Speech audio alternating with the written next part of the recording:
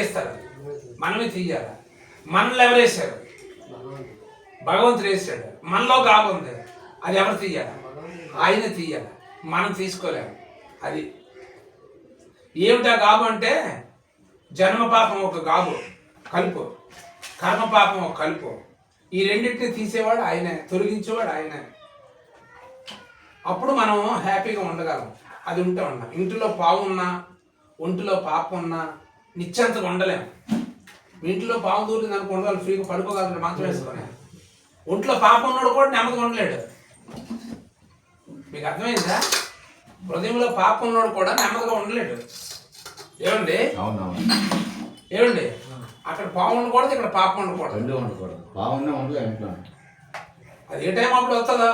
ఇదేమన్నా తప్పెదములు దాచువాడు వర్ధిల్లడు, ఒప్పుకొని విడిచిపెట్టు ఓ సోదరా, నీ పాదాలను స్థిరముగా నిలుపును ప్రభువే అని పాడాడు.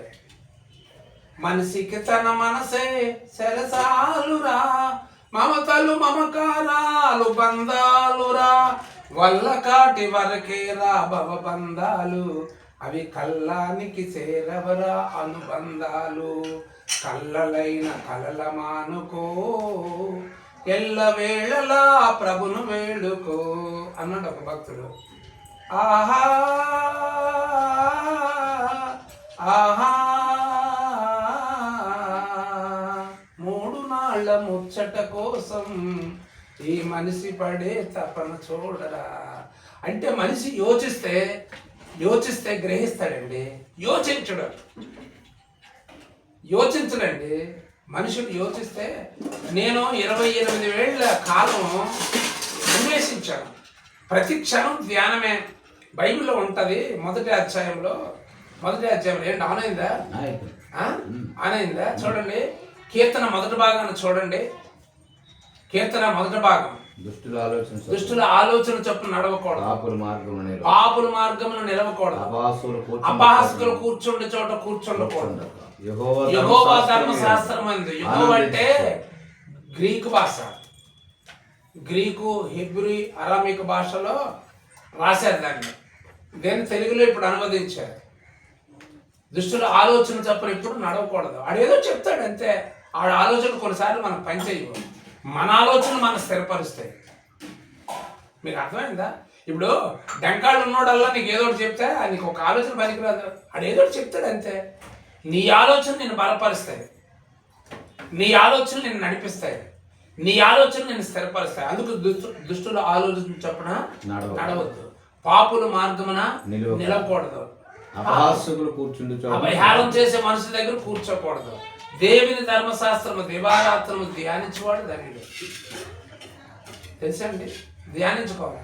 ఇప్పుడు నేను 29 సంవత్సరాలు బట్టి ధ్యానిస్తుంటే నాకు ఉదయం ధ్యానం ఉంటుంది, మధ్యాహ్నం ధ్యానం ఉంటుంది, ప్రయాణంలో ధ్యానం ఉంటుంది, పడుకుంటప్పుడు ధ్యానం ఉంటుంది. అలా ధ్యానిస్తాను. ధ్యానించిన వాడు ఏటు కాలంలో యారున నాటబడిన వాడై, ఏరు పాడేటప్పుడు అంచులుగా మొక్క ఉందంటే ఎప్పుడు పచ్చగానే ఉంటుంది. అలా ఉంటాడు క్రైస్తవ జీవితం. అంతేగాని బైబిల్ పెట్టుకొని చర్చికెళ్ళి వెళ్ళిపోచ్చినందుకు మాత్రం క్రైస్తవ జీవితం కాదు. అది భక్తి కాదు, అది నడవడక, ఓన్లీ ఫర్ నడవడక. ధ్యానము దుమ్ము మింగితేడు తెలీదు, సపరిస్తే సారం తెలుస్తుంది. మాంసపు దుమ్ము అండి, మింగితే ఏం తెలుస్తుంది? దాన్ని సపరించితే తెలుస్తుంది దాంట్లో ఉన్న సారం. వాక్యాన్ని ధ్యానిస్తేనే తెలుస్తుంది. మీకు అర్థమైందా? ఇప్పుడు మనం ఇలా ముగ్గురు కూర్చున్నది, దీన్ని సావాసం అంటారు. తిరిగి నడిచేది స్నేహం అంటారు, తిరుగుతూ అనుభవించేది స్నేహం అంటారు, కూడి ధ్యానం చేసేది సావాసం అంటారు. ఈ సావాసంలో తెలుస్తాయి, స్నేహంలో కొన్ని విషయాలు తెలుస్తాయి, సావాసంలో కొన్ని విషయాలు తెలుస్తాయి. ఈ స్నేహం ఉంటే సావాసం ఉండదు, సావాసం ఉంటే స్నేహం ఉండదు. ఇప్పుడు స్నేహం ఎలాగొంటే స్వార్థంతో కూడుకున్న స్నేహం ఉండదు, ప్రేమతో కూడుకున్న స్నేహం కాదు. బైబిల్ సెలవిస్తుంది ఏమంటుందంటే, ఒక మంచి మాట ఉంటుంది, నిజమైన స్నేహితుడు విడవక ప్రేమిస్తాడు. పగవాడు లెక్కలేనన్న ముద్దులు పెడతాడట, పగవాడు లెక్కలేనన్న ముద్దులు పెడతాడట. నటన. నిజమైన స్నేహితుడు విడవక ప్రేమిస్తాడట. స్నేహం అనేది చిరకాలం ఉండాలి, మధ్యలో తెగిపోయే స్నేహం కాదు, స్వార్థం. కానీ దేవుడు మన తల్లి గర్భం మొదలుకొని మళ్ళీ మనం కాలం ముగించిన వరకు మనం ప్రేమిస్తూనే ఉంటాడు. ఆయన నన్ను ప్రేమించం వాళ్ళు ఇప్పుడు దేవుడు అంటే ఎలాగవుతుంది, రారా దానికో సమయం ఉందా అంటారు. దేవుడు లేడురా అంటే ఆ మాటలోనే ఉన్నాడు దేవుడు. దేవుడు లేడని మాటలోనే దేవుడు ఉన్నాడు. అవును, మీకు అర్థమైందా? దేవుడు అంటే కనబడమంటారంటే దేవుడు ఆ మాటలోనే కనబడతాడు. ఆ లేకుండా కనుక దేవుళ్ళు కాదు. దేవుళ్ళు అంటే మళ్ళీ అది బహువచనం. భర్తలంటే బహువచనం. ఇప్పుడు ఇంటికి వచ్చి పిల్లలు అంటారు, అమ్మ మీ భర్తలు ఉన్నారంటున్నాడు, పళ్ళు రాలకొడతారు. నీ భర్త ఉన్నాడు ఏంటంటే గౌరవం. నీకు అర్థమైందా? ఒక అమ్మకు సువార్త చెప్తుంటే ఏ దేవుడైనా ఒకటే రమణ అన్నది నన్ను. మరి ఏ భర్త అయినా ఒకటే నేటమ్మా అన్నాను. అదేలాగా అన్నది. మరి ఇదేలాగా అన్నాను. ఏ నీరైనా ఒకటే నేటనా అంటాడు. ఏ అంటే తేడా, భేదం. ఏ నీరైనా ఉంటుంది. మన నీరు మంచినీరు దానికి అదే పేరు, మంచినీరు. ఏ నీరైనా ఒకటే అంటే కుళ్ళు నీరు తాగేస్తామా, అక్కడ యోచిస్తాం. యాజపాడేలు కళ్ళు తాగుతాం, పురుగులు ఉంటాయి, వడకట్టోసిమంటాం. ఇంటికి వస్తే మొత్తం మంచినీళ్ళు ఇస్తుంది భార్య, నెలకు ఉంటుంది. కళ్ళు కనబడబెట్టే చూసుకోబెట్టి అంటాడు. అంటే అక్కడ ఉంటుంది జ్ఞానం, ఇక్కడ ఉంటుంది జ్ఞానం. వడకట్టోసిమంటాడు. అక్కడ ఓసియమ్మ వడకట్టోసి పర్వాలేదు అంటాడు. ఇక్కడ మొత్తం నీళ్ళైతే కలుపుకుంటుంది. నీ కళ్ళు కనబడబెట్టని అడుగుతాడు. దీన్ని ఆడు జ్ఞాన అంటాడు. అంటే ఇప్పుడు ఇలాంటి వాళ్ళు ఉన్నారు, అలాంటి వాళ్ళ మధ్య మనం ఉన్నాం. అవునా? ఇప్పుడు ఏది రమ్యమో ఏది ఖ్యాతో వాళ్ళు వచ్చింటారు కదండి. ముత్యాల కంటే ముత్యం కదండి, సత్యం కదండి, ఈ సాక్ష్యం కదండి. ముత్యాల కంటే ముత్యం సత్యం. ₹10 received on PhonePe. ఈ సాక్ష్యంలో నిలబడితే మోక్షం. అది సాక్ష్యం. ఒరే పలానరా అంటారు. ఆడే క్రైస్తవుడు, ఆడే ప్రభు నమ్మకం తొందర అంటే అది సాక్ష్యం కాదు. ఇప్పుడు కొంతమంది మనుషులు తెచ్చిపోతారు, సాక్ష్యం తెచ్చిపోతారు.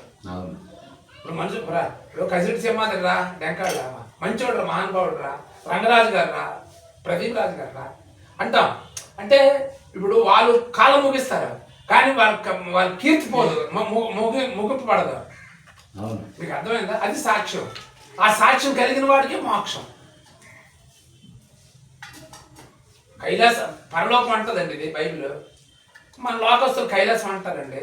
కైలాసం అన్నా, వైకుంఠం అన్నా, పరలోకం అన్నా, ముక్తి అన్నా, మోక్షం అన్నా అర్థం ఒకటే. మీకు అర్థమైందా? తెలుగులో దేవుడు, ఇంగ్లీష్లో గాడ్, హిందీలో భగవాన్, తెలుగులో దైవం, ఒడియాలో పరమేశ్వరుడు. అంటే భాషను బట్టి పిలుపు ఉంటుంది. పిలుపు తప్పు కాదు, పోలుకు తప్పు. తండ్రిని కుక్క అని పిలకూడదు, నక్క అని పిలకూడదు, ఏనుగని పిలకూడదు, మత్స్యమాన్ని పిలకూడదు, సింహాన్ని పిలకూడదు, పందాన్ని పిలకూడదు, పావాన్ని పిలకూడదు. మరి ఇప్పుడు మనం కొలుపుతున్నవన్నీ అవే కదా, మన కొలుపులన్నీ అవే కదా. అలాగెందుకు ఉంటాడు? The power of the supreme God, who is God, supreme. ఆయన్ని ఇన్ని పేర్లు ఎలా పెడతాం? తండ్రి. ఇప్పుడు భాషలు ఉన్నాయండి, భాషలు ఉన్నాయి, భావాలు వేరు కదా. ఇప్పుడు నేను రమణ అండి, రమణ బాబు అని పిలిస్తే ఒక అర్థం ఉంది. ఒరే కోతి బాబు అని పిలిస్తే ఎట్లా? ఒరే కుక్క బాబు అని పిలుస్తారుగా. మనుషులు రామపత్రికలో ఉంటుంది, మొదటి అధ్యాయం 18వ వచనంలో. అర్థమైందా? 18. మనుషులు చమత్కార కల్పన వలన. తీయండి రామపత్రిక 21 తీయండి, చూడండి. రామపత్రికలో ఆ భక్తులు చక్కగా రాస్తారు. రామపత్రిక మొదటి అధ్యాయము 21వ వచనం చూడండి. అమ్మా రామపత్రిక అండి 18 నుంచి ఉంటాయి చూడండి. ఒకటో అధ్యాయమే. దుర్నీతి చేత సత్యమును అడ్డగించు మనుషుల యొక్క సమస్త భక్తిహీనత మీదను దుర్నీతి మీదను దేవుని కోపము. 26 వరకు ఉంటాయి సార్, నేను చదవమన్నది. మరియు ఎందుకనగా వినండి 19వ వచనం. ఎందుకనగా వారు దేవుని గూర్చి తెలియసఖ్యమైనది ఏదో అది వారి మధ్య విశదమై ఉన్నది. దేవుడు వారికి అది విశదపరచను. ఆయన అదృశ్య లక్షణములు అనగా నిత్య శక్తియో దైవత్వమును జగత్తుత్పత్తి మొదలుకొని సృష్టింపబడిన వస్తువులను ఆలోచించటం వలన ఆయన ఎంత గొప్పవాడో అర్థమవుతుంది, తేటపడుచున్నది. కనుక వారు నిరుత్తులై ఉన్నారు. నిరుతులై ఉన్నారు, అంటే నిష్ప్రయోజకులై ఉన్నారు. మరియు వారిని దేవునిగా కృతజ్ఞతాస్తుతులు దేవునిగా ఎరిగియు ఆయన మహింపరచలేదు, కృతజ్ఞతాస్తుతులు చెల్లించలేదు. కానీ వారి వాదములు యందు వ్యర్థులయ్యిరే. వారి అవివేక హృదయం అంధకారమాయను, వారి జ్ఞానులమని చెప్పుకొనొచ్చు బుద్ధిహీనులయ్యారు. ఇక్కడ ఉంటది 23వ వచనం. వారు అక్షయుడు అంటే క్షయము కానివాడు దేవుడు. అక్షయుడు అంటే క్షయము కానివాడు దేవుడు. ఇప్పుడు అక్షయుడు కాదండి. ఇప్పుడు పెద్ద ప్రతిమ నిలుస్తామా, బయట పెడతామా, అది గాలి ఎండకి ఎండిపోయి పోద్ది. లాజరస్ గారికి మూలెట్టిన ప్రతిమ పురుగు తినేసిందట. కాకినాడ లాజరస్ గారు సాక్ష్యం చెప్పారు. మూలనెట్టిన ప్రతిమ అంటే ఫోటో, ఫోటో పురుగు తినేసిందట. పురుగు తినేసి ఫోటో పాడైపోయిందట. వాళ్ళ అమ్మట 5 రూపాయలు ఇచ్చి మార్కెట్లోకి పంపించేదట. నాయన ఈ దేవుడి ఫోటో కొని పట్టుకున్నారన్న. అక్కడ వచ్చింది డౌట్ ఆయనకి. అదే దేవుడి ఫోటో మార్కెట్లో కొనుక్కురావడం ఏంటి? దేవుడు అక్షయుడు కదా, దేవుడు లైవ్ కానివాడు కదా, మార్కెట్లోకి వెళ్ళి 5 రూపాయలు ఇచ్చి కొనుక్కోవడం అంటే ఆలోచన వచ్చింది ఆ పంతులకి. ఆయన స్వామికి మాలు వేసిన పీఠాధిపతి, అన్నవరం పూజారి. ఆయన మా అమ్మ 5 రూపాయలు ఇచ్చింది. అమ్మ అదేటమ్మా దేవుడు మార్కెట్లో 5 రూపాయలు పట్టు కొనుక్కొని తేవడం ఏంటమ్మా, దేవుడు కదా అంటే అలా అమ్మ నీకెందుకు అవన్నీ ఎత్తి మీద కొట్టిందట. చిన్నపిల్లడు తిరిగి చెప్పలేక వీళ్ళు కొనుక్కొని వచ్చాడట. అక్షయుడు దేవుని మహిమను క్షయమగు మనుషుల యొక్కయు పక్షుల యొక్కయు చతుష్పాద జంతువుల యొక్కయు పురుగుల యొక్కయు ప్రతిమా స్వరూపముగా మార్చిరి. మనుషులు మార్చారట. మనుషులే అమ్మ దేవుడు రా. ఇప్పుడు మనుషుల్లో పూజింపడతాను పెద్ద దొంగలు, వేషధారులు. అది దేవుడు కాదు. అలాంటి రోజులకు మేము వెళ్ళాం, అది చేయదని చెప్తే వినము. మనుషులు దేవుడిగా మార్చారట. పక్షుల యొక్కయు పురుగుల యొక్కయు చతుష్పాద జంతువుల యొక్కయు. ఏమండి ఎన్ని పక్షుల్లాగా ఉంటాడు దేవుడు అని. అవునా? పక్షుల్లాగా, జంతువుల్లాగా, 4 కాళ్ళు జంతువుల్లాగా, పురుగులా. ఇప్పుడు జన్ను పట్టుకుంటూ పేరెంటలు అంటారు, అమ్మ దండం పెట్టరు అంటాడు. నాగుపాము విష జంతువు, నాగేంద్రుడు అంటాడు, దండం పెట్టమంటాడు. అది అపాయం. మనకి ఆదిలో దానికి మనకే వచ్చింది. సైతానుడు దాన్నే వాడుకున్నాడు. పొట్టలో పాలు అవుతాం, ఆ రాత్రి ఇంటికి వచ్చింది అనుకు మనం నిద్ర పడుతుందా? పాలు అవుతాడు, కోడిగుడ్డు వేస్తాం, కోడిగుడ్డు తీస్తాడు, బయటకు పాము వచ్చి పారిపోమా అంటే మనకు అంత వైరం. దేన్నైనా క్షమిస్తాం కానీ పామును క్షమించాం. అది ఎప్పుడైతే తట్టేసిందో కర్రట్టుకుంటాం. ఆదికాండంలో ప్రభువు చెప్పాడు, అది మనకు పాదం మీద కలుస్తుందట, మనం దాన్ని నెత్తి మీద కొడతామంట. నెత్తి చెదగొట్టిందా నిద్ర పట్టదు. అదే మనకు వైరం. దేవునికి మనం దూరం చేసింది పామే. మీకు అర్థమైందండి? చూడండి, పరుగులకి యొక్కయు, పురుగులు అంటే పురుగు పట్టు ఉంటుంది అంటాం. పురుగుల యొక్కయు స్వరూపముగా మార్చి సృష్టికర్త ప్రతిగా సృష్టిని పూజిస్తున్నారు. రండి వచ్చి చూడండి యేసయ్య ఎవరో తెలుసుకొనురా. రండి వచ్చి చూడండి యేసయ్య ఎవరో తెలుసుకొనురా. రండి నీ పాప భారం తొలగించేది యేసయ్యేనండి, నీకు ముక్తి మార్గం నడిపించేది యేసయ్యేనండి. వీణులకు విందులు చేసే యేసయ్య చూచే రెత్ర వేగరమే వినుటకు రారండి. సృష్టికర్తను మరిచావు నీవు, సృష్టిన నీవు పూజించదగునా. సృష్టికర్తను మరిచావు నీవు, సృష్టిన నీవు పూజింపదగునా. నీ పాప భారం తొలగించేది యేసయ్యేనండి, నీకు ముక్తి మార్గం కల్పించేది యేసయ్యేనండి అని ఒక భక్తుడు రాశాడు. అంత గొప్పడు. ఇదో అజ్ఞాన కాలమందు మనుషులు కల్పించిన రాయైనను వెండైనను బంగారమైనను దైవత్వం పోలి ఉన్నదని తలంచకూడదు. బంగారంలో దేవుడు ఉన్నాడని, ఎండులో దేవుడు ఉన్నాడని, రాయిలో దేవుడు ఉన్నాడని తలంచకూడదు. అది అజ్ఞాన కాలం, ఇది విజ్ఞాన కాలం. ఇప్పుడు అందరూ అంతటా మారు మనసు పొందాలా, ప్రభువుకు సమీపంగా ఉండాలి అని దేవుని వాక్యం సెలవిస్తుంది. మీకు అర్థమైందండి? కానీ తెలియదు. ఇప్పుడు కొన్ని దినాలుగా మీరు మనసు పెట్టి వెళ్తున్నారు కాబట్టి విషయం అర్థమవుతుంది. ఎప్పుడు ఇంత దేవుని కోసం సమయం స్పెండ్ చేశారో ఏదో వెళ్ళడం మొక్కలు కూడా వెళ్ళిపోవడం అంతే. దుష్టు దివిటీలు కాసిన మతి మడపాలు కాసిన దూరిని దొమ్మల గుడుచులు చెప్పిన సీజనీతులు అంటారు. అంతేనండి, అంతే లోక సామెతలు. ఏమండి, ఇక్కడ స్మరించేది, ధ్యానించేది, స్తుతించేది, కీర్తించేది, గణపరిచేది ధ్యానం, ఆధ్యాత్మిక ధ్యానం. గ్రహింపు కావాలా, అది లేకపోతే ఎలాగండి? ఇప్పుడు ఎలాగ ఎన్ని రోజులు కూర్చొని ఒక కీడు చేస్తామా? ఇక్కడికి ఎన్ని రోజులు కూర్చుని పాడుబూతి పడుతుందా? చెప్పండి. అది దైవత్వం. దైవత్వంలో ఉన్న మర్మం అది. ఇది విడిచి దేవుని సన్నిధిని విడిచి దూరగా వెళ్ళిపోయిన స్వతంత్రంలోకి వెళ్ళిపోతాం. అక్కడ ఏం చేస్తామో మనకు అర్థం కాదు. ఏ బుద్ధి పుడుతుందో తెలియదు. ఏంటండి ఇది? ఆయన ఒకటి చెప్తే మనుషులు ఒకటి చేస్తున్నాడు, ఆయన ఒకటి చెప్తే వీళ్ళు ఒకటి చేస్తున్నారు. ఆయన చెప్పేది ఈ శాసనంలో ఉందండి. పెళ్లి చేసుకోవడం తప్పు కాదు, పిల్లలు కావడం తప్పు కాదు, ఉద్యోగం చేయడం తప్పు కాదు, వ్యాపారం చేయడం తప్పు కాదు, వ్యవసాయం చేయడం తప్పు కాదు, మంచి బట్టలు వేసుకోవడం తప్పు కాదు, మంచి పదార్థం భుజించడం తప్పు కాదు. దేవునికి ఇష్టం కానిది మేలైనది ఎరుగి ఉండి ఆలాలు చేయని వారికి అదే పాపం. ఆజ్ఞ అతిక్రమమే పాపం. ఇవన్నీ చేయకూడదు అంటారు. మరి బొట్టు కాటుకు తీసేస్తారు. తీసి మన ఓడి చెప్పాడు బైబిల్లో కూడా లేదు. అది నీ వ్యక్తిగత విషయం.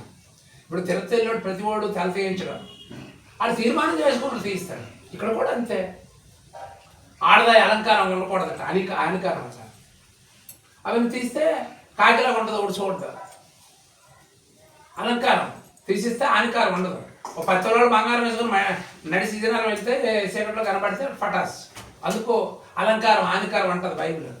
అందుకోసం తీయాలి. అది కూడా తగ్గింపు జీవితాన్ని చూసినే. బంగారం వేసుకున్నాను, పట్టు చీర కట్టుకున్నాను, నేల మీద గొప్పకుని కూకోవడానికి ఇష్టపడతారు. నీకు అర్థమైందా? మీకు ఉదాహరణ చెప్తాను. ఒక పసిపిల్లడు బురదలో దిగిపోయి కూరడిపోతాడట. నానాడు పాస్టర్ గారు వైట్ బట్టలు వేసుకొని ఆ తావని వెళ్తానట. అర్థమవుతుందా? బురదలో దిగిపోతున్నాడు, కూరడిపోతానట. వైట్ బట్టలు వేసుకుని నాలుగు పాస్టర్ గారు ఆ తావని వెళ్తానట. అవునా? ఆ పిల్లని రక్షించాలా? రక్షించక్కర్లేదా? రక్షించాలి కదా, కానీ రక్షించలేదు. అది అలాగే ఇబ్బంది పడతాను వీళ్ళు ప్రజలు. ఇక్కడికి వచ్చి తాగుడు మానేయాలి, వ్యభిచారం మానేయాలి, దొంగతనం మానేయాలి, అబద్ధం మానేయాలి. మీకు అర్థమవుతుందంటే ఇక్కడికి వస్తే ఇవన్నీ వైట్ బట్టలు అడ్డు. అదే వైట్ డ్రెస్ నా సింపుల్గా ఉంటే నేను సింపుల్గా ఉంటే ఖచ్చితంగా దిగిపోతాడే. ఇప్పుడు వైట్ డ్రెస్ వేసాడు అనుకో, 1000 సెట్లు 3000 రూపాయలు సెట్ వేసాడు సెట్ పోతుంది, అట్లా పోతుంది. అందుకని అడ్డు వదిలేస్తాను. అది అడ్డు, అలంకారం అడ్డు. ఇప్పుడు అంతగానే ఏం లేదండి. వస్తాడు బాబు, మాకు ఇష్టమైన బాబు అంటది, మాకు ఇష్టమైన ఆయన అంటది. కానీ మేమిలా ఉండలేమంటాం. మావేంటి ఉంటాను? ఆయన నీతి నేను రాజ్యం ఎతకమన్నాడు, అప్పుడు ఏడు కావాలి ఇస్తాను అన్నాడు. అర్థమైందా? ఆయన కలిగి ఉండడం నీతి. అవునా? ఆయన నీతి, ఆయన రాజ్యం అనుసరించడం, ఆయన రాజ్యం. నా నీతిని నా రాజ్యం అనుసరించు. ఏటు కావాలో మన పక్షుల కోసం పాడాను కదా. అవునా? ఆయన కలిగి ఉంటే నీతి అండి. ఆయన అనుసరిస్తే ఆయన రాజ్యం అండి. చక్కగా జాగ్రత్తగా వెతకాలి, బతిమాలుకోవాలి. యోబు గ్రంథంలో ఉంటుంది 8:5 యోబు రాసిన పుస్తకం 8వ అధ్యాయం 5వ వచనం. తీయండి, ఏముంటుంది చూడండి. ఎంత మంచి మాట ఉంటుంది. మనం ఎతకమో ఇప్పుడు ఎలాగవుతుందిరా, ఇప్పుడు ఎలాగవుతుందిరా, సచ్చిదాన్ని నాకెందుకురా ఇలా అంటారు. యోబు అడిగితే బోల్డ్ ఆన్సర్ చెప్తాడు. రేపు దేవుడు అడిగితే ఏంటి చెప్తాడు మనుషుడు? యోబు 8:5 అండి. నీవు జాగ్రత్తగా దేవుని వెతికిన ఎడల. ఎవరిని? దేవుని వెతకాలి. ఎవరినండి? దేవుని వెతకాలి, జాగ్రత్తగా వెతకాలి. సర్వశక్తుడు. ఇంకో పేరు ఉంది దానికి, ఎబ్రివేషన్. అంటే మళ్ళీ లోకం ఫీల్ అవుతారు. రాముడిని వెతకమని, దేవుడిని వెతకాలి. దేవుళ్ళు కాదు, దేవుళ్ళని వెతకమని, దేవుడిని వెతకాల. నువ్వు జాగ్రత్తగా దేవుడిని వెతకాల. అధికారులు ఎతకడం కాదు, డబ్బు బంగారం వెతకడం కాదు, దేవుడిని వెతకాలి. సర్వశక్తుడకు దేవుణ్ణి. ఎవరు? సర్వశక్తుడకు దేవుడండి. సర్వశక్తి దేవుడు. సముద్రమా ఆగు అంటే ఆగుతుంది. సముద్రము దాని గర్భం నుంచి పొర్లు రాగా తలుపుల చేత మూసిన వాడు ఎవడో ఓ మనిషి బుర్ర ఉండి చెప్పు.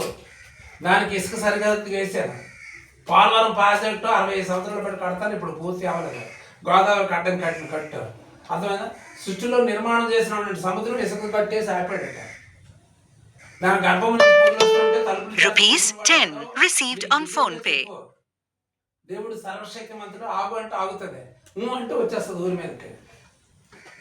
దేవుడు అలాంటి వాడండి, ఆయన దేవుడు. మీకు అర్థమైంది? వెంకటకి ఇమీడియట్ భూకంపం వితిన్ సెకండ్లో తేగలట. శాసించాడంటే వెంకట బాధలు ఎగిరిపోతాయి. ఆయన దేవుడు.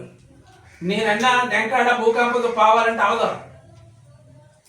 మీకు అర్థమైందా? నిత్య శక్తి, నిజమైన శక్తి, సర్వశక్తి. దుష్టుడికి శక్తి మాత్రం ఉంది, సర్వశక్తి లేదు. దేవుడికి సర్వశక్తి ఉంది. దుష్టుడు చంపడు, భయపెడతాడు, చంపుతాను మనం భయపడతాం. దేవుడు చంపేస్తాడు, దేవుడు బ్రతికిస్తాడు. మీకు అర్థమైందా? ఇప్పుడు దుష్టుడు పట్టుకుంటాను, దేవుడిని పట్టుకోలేదు మనం. సర్వశక్తిమంతుడైన దేవుడిని బతిమాలుకోవాలంటే, బాబు తండ్రి నాయన ఈ దినం ఇచ్చా. మేము ఉదయకాలం 4 నుంచి 6 వరకు ప్రార్థన చేస్తున్నాం. 100 రోజులు ప్రార్థన చేయడానికి నిర్ణయించుకున్నాం. మీరు రండి, మీకు వీలైతే. అర్థమైందా? బ్రతిమాలుకోవడానికే, బాబు నాయన బ్రతిమాలుకోవడం, ఏడవడానికే. మా దేశాన్ని రక్షించి, మా ప్రజలు రక్షించి, మా ప్రాంతాన్ని రక్షించి, మా పరిసర ప్రాంతాల వాళ్ళని రక్షించి, అందరికి శాంతి సమాధానం నెమ్మది, వ్యభిచారం నుంచి, దొంగతనం నుంచి, త్రాగుడి నుంచి, నీచమైన ప్రతి కార్యాల నుంచి విడిపించని చెప్పి చేడుకుంటాను, బ్రతిమాలుకుంటాను. నా ఇంటి వారు రక్షణ పడాలి, నా ప్రజలు రక్షణ పడాలి, నా అన్నదమ్ములు రక్షణ పడాలి, నా రక్త సంబంధాలు రక్షణ పడాలని వేడుకుంటున్నాను. సర్వశక్తిమంతుడిని బ్రతిమాలుకోవాలట. నీవు పవిత్రుడివై, చూడు, బతిమాలుకోవాలా, వేడుకోవాలా, పవిత్రత ఉండాలి. మళ్ళీ నీచంగా అవది కుదరదు. తాగేసి బతిమాలకూడదు, అవును కొట్టేసి వచ్చి మళ్ళీ బతిమాలకూడదు, తప్పు అయిపోయిందని.